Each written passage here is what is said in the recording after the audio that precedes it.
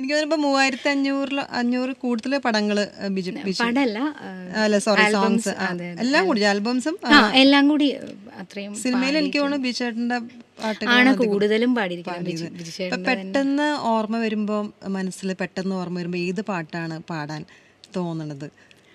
ബിജുചേട്ടൻ്റെ കാര്യം പറഞ്ഞുകൊണ്ട് റാണി പത്മിനി എന്നുള്ള സിനിമയിൽ മഞ്ജു വാര്യർക്ക് വേണ്ടിയിട്ടൊരു പാട്ട് പാടിയിരുന്നു. ആഹാ.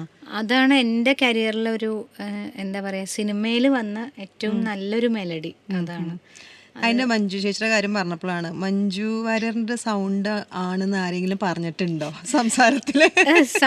എനിക്ക് കേൾക്കുമ്പോ അങ്ങനെ എവിടേക്കോ ഒരു ഫീൽ വരുന്നുണ്ട്, എവിടെയോ മഞ്ജുവിന്റെ ഒരു കുറച്ച് പേര് അങ്ങനെ പറഞ്ഞിട്ടുണ്ടോ? ഓ, ശരി. പറയാൻ പറ്റില്ല. ഈ പാട്ടിന്റെ കമന്റ്സിൽ തന്നെ ആരൊക്കെ ഇട്ടുണ്ട്, ഇത് മഞ്ജു വാര്യർ പാടിയതാന്ന് വിചാരിച്ചേന്ന് പറഞ്ഞു. അത് ഭയങ്കര നല്ല സിങ്ക് ആയിട്ട് എനിക്ക് തന്നെ തോന്നിയിട്ടുണ്ട്. എന്താ അല്ല, സംസാരത്തിന്റെ ഉണ്ട്. അപ്പം എനിക്കറിയില്ല, പക്ഷെ മഞ്ജു വാര്യർ തൃശ്ശൂർ സൈഡാണ്, പാലക്കാടും കൂടി എങ്ങനെയാന്ന് അറിയില്ല, ഒരു സ്ലാങ് ഒക്കെ എവിടേക്കോ ഒരു ഉണ്ടായിരിക്കും. ഞാൻ പാലക്കാട് വെച്ചാല് അച്ഛന്റെ വീട് പാലക്കാടാണെങ്കിലും അമ്മയുടെ വീട് പട്ടാമ്പി ആ ഭാഗമാണ്.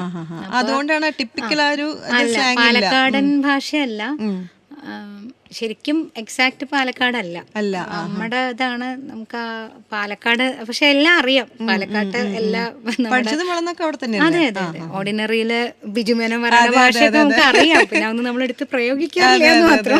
അത് പറഞ്ഞ നമുക്ക് പിന്നെ ചോദിക്കേണ്ട ആവശ്യമില്ല എവിടെന്നാന്നുള്ളത്.